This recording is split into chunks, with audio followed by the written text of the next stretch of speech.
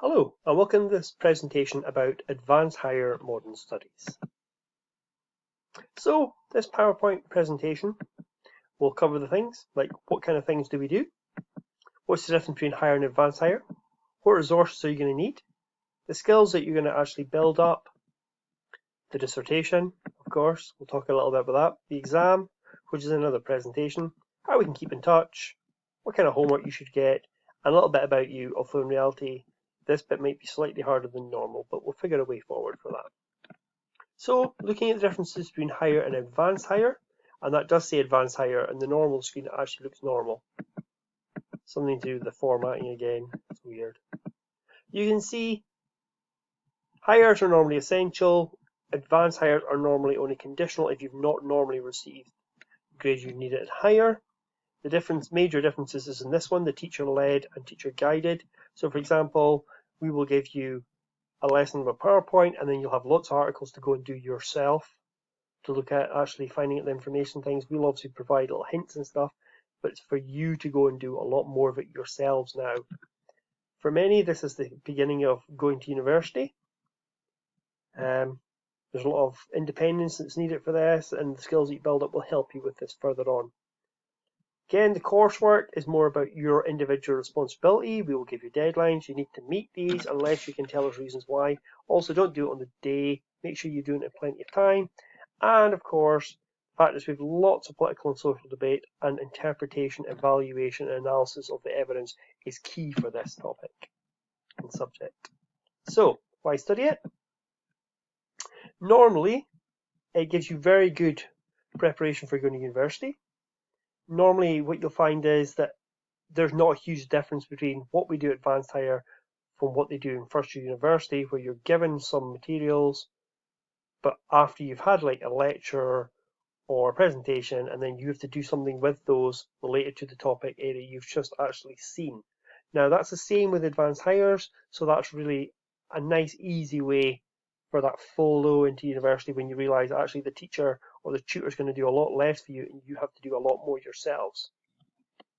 Not only that, it's very similar, the level, so the 30-mark essays will transfer into 30-mark essays at university level in your first year. Therefore, there's not a huge jump about that. You've got used to that, how much evidence you have to include and how you have to do things with the evidence and analyze it. And certain courses obviously do really well after having advanced higher modern studies.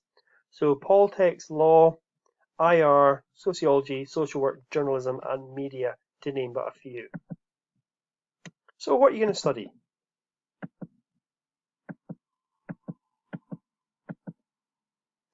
So you're going to study the nature and extent of criminal behaviour. You're going to look at the evaluation of theories of biological, psychological, and sociological theories. You're also going to look at social factors that are linked to criminal behaviour. And then we'll look at the impacts. Now, there is another presentation which talks about the course specification, which goes in a little bit more detail about exactly what we need to look at. And the key thing here is this last bullet point, international comparisons are required throughout this section. In all of your essays and skill questions as much as you possibly can, you require international comparisons with other countries to show that they're similar or they're different from Scotland and the UK. These are essential to gain the requisite number of marks to be getting that A's and B's. For source C, context C, we're looking at responses to crime. So we're going to be looking at things like basically what do political parties, the police, and the penal system, how it works, basically how it's meant to work and actually how it does work, and about how that changes, especially with political parties and policing, about the changes in policing. And we might talk about London and about the mopeds and all the thefts, and about how basically the police are not allowed to knock people off even at slow speeds if they're not wearing helmets, but if they are, they're allowed to take them down at slow speeds. We look at the aspect around about increasing number of armed police because of terror threats and things. We'll also look at the responses to crime and does prison work and what are the alternatives to that. So we'll look at the problems in prison. So we might talk about overcrowding, the drugs problems, about the self-harming. But then you can also talk about some of the successes and certain ones about how actually it gets them off drugs. It gives them like about how HMP Parliament does really well. It reduces that amount of reoffending. Then you might look at some of the issues to do with some of the private prisons, especially like Aylesbury and things. And then what are the alternatives?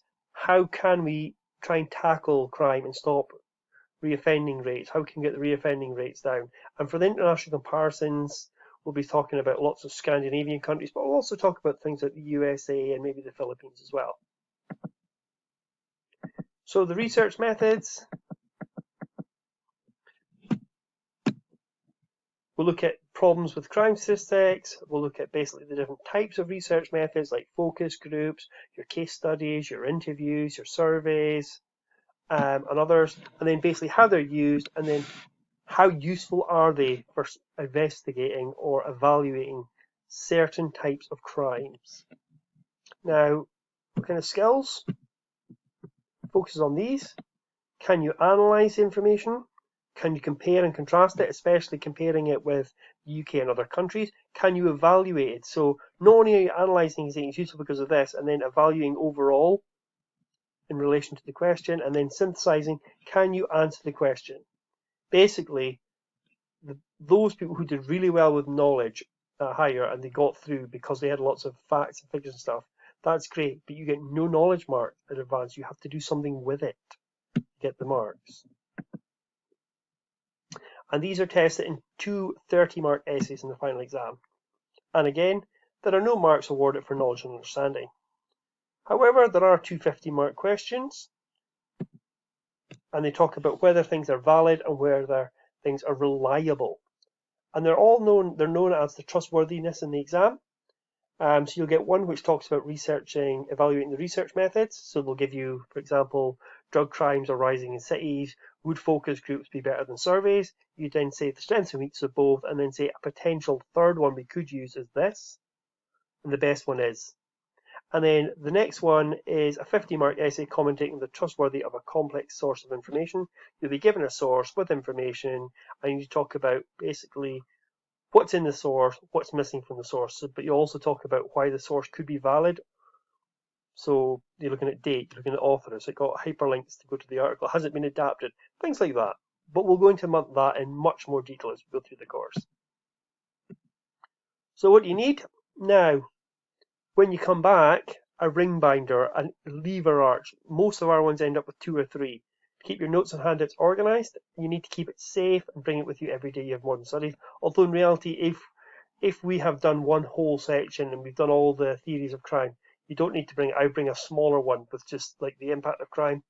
I'd also get subject dividers, because the fact is we generally don't always use jotters. A lot of it's based on what you can do as well. Take your notes on line paper. Now, some do a refill pad, but it's not essential. Line paper we can supply within the department, however, so you don't have to worry about that. Obviously, up until summer, we'll be doing everything on Google Docs, which probably will make it a lot easier to keep everything really neat and tidy right now. As at the City campus, there will be a small amount of paperwork given. There are core reading texts in class, which you can share. You can print, obviously, your own copies of or use them on your mobile phones or tablets to read the articles online. There's also additional reading once we get back in the bookcase at the back of the class. That's especially useful when you're doing dissertations and stuff, and you can sign them out for about 2 weeks maximum.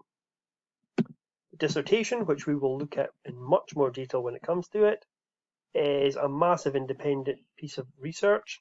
It's worth 50 marks out of your 140. We will spend time on the dissertation. At times, there will be weeks where we spend around 1 or maybe even 2 periods at a time on dissertation, but the majority of the work is going to be carried out in your own time. However, we will give you a lot of help at the start to make sure you pick the right topic. The aims will be able to push you towards, for example, maybe what you actually should be looking for in certain resources. But as I said, make sure you actually use the guidance support. We're there to actually make sure you do really well in this. And what you have to do in the dissertation, I know, ignore this, this is really annoying me now. You will of course get a handout on this. Sorry about the telephone there, it's just natural. Earlier on I had to stop one of my recordings as well because it was blooming raining and I had washing out. Anyway, looking at this dissertation, these are the areas that you need to do it, but you will get a handout which will talk about where you get marks for each one and how you're going to basically maximize your number of marks. 50 marks, we're looking for everyone to get around about a minimum of 40 out of the 50 marks to give yourself a really good push before you even get into that exam. One key thing I would say about the dissertation is do your primary research that you have to do early. Too many people leave it late and then they're struggling to get the information in. So as soon as we start saying start doing your primary research, do it there and then. The exam. Now, one of the other presentations actually talks about the exam and it goes through it in much more detail, so I won't go into it too much, but there are 4 questions, you have 3 hours. The 30-mark questions you'll do about an hour, 50-mark questions are about 30 minutes each as well. Keeping in touch, you've obviously been given a Google Classroom code by the teacher. Make sure you join the classroom. PowerPoints, news items and some homework will be uploaded in the classroom. And you can send a message direct to us there if you need any help. Also use Classroom to share information with each other. And that's going to be really useful in this time period when obviously we're not in a classroom together, where we're going to do some collaborative work. We're all going to have working document that we can all work and comment on them with each other. Now, as well as Google Classroom, where all the resources are taught, there's also a website which includes all the resources from class as well as background articles for each topic, revision materials, dissertation help, and examples of pupil work. Now, the website is about to be populated. If you believe this would be a good idea, we'll look at it at the end. Let me know before I actually start doing it. So PowerPoint general points, and then normally we'll have documentary evidence as well to consolidate the knowledge. That's too long. Schools will fill out through structured essays and colour-coded teacher and peer marking. You'll also get lots of articles as well. Now, all deadlines must be met. Extensions will be given in exceptional circumstances. We're not too bad for like a day here or there. It's not, absolute definite. If you need like a day or 2 days to finish it, let us know in plenty of time. Don't do it on the day and say, oh, can I hand it in tomorrow? Because that's just going to antagonize us. But it does say here, fail to meet 2 deadlines will result in a letter to parents or schools, and you could be removed from the course. If you keep on doing it after the deadline, we will not mark it, and you will have no mark. You'll have no marked work. Now, just so we're very clear, if you think a website like this would be useful, let us know at the end of the first week. Before I populate something new, which is along the similar lines to this, you can see here, for advanced higher, and we look at it.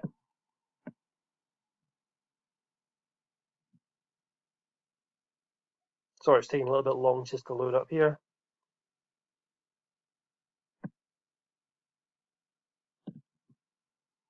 Sorry, I just paused that there just so we could see it all. You have there, for example, the lessons and also the articles linked to it, and look, it's gone again. My internet is weird today.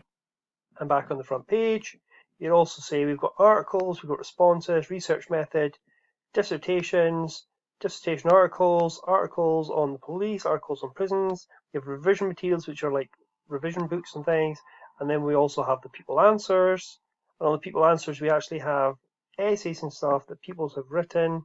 So you can see the color coding and things, and explains where they got the marks at, what they're getting marks over.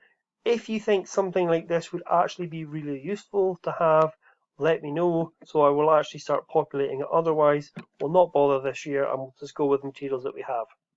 Okay, right, that's everything. If there are any questions, just ping an email or make a comment on the classroom to Mr. Henderson or myself.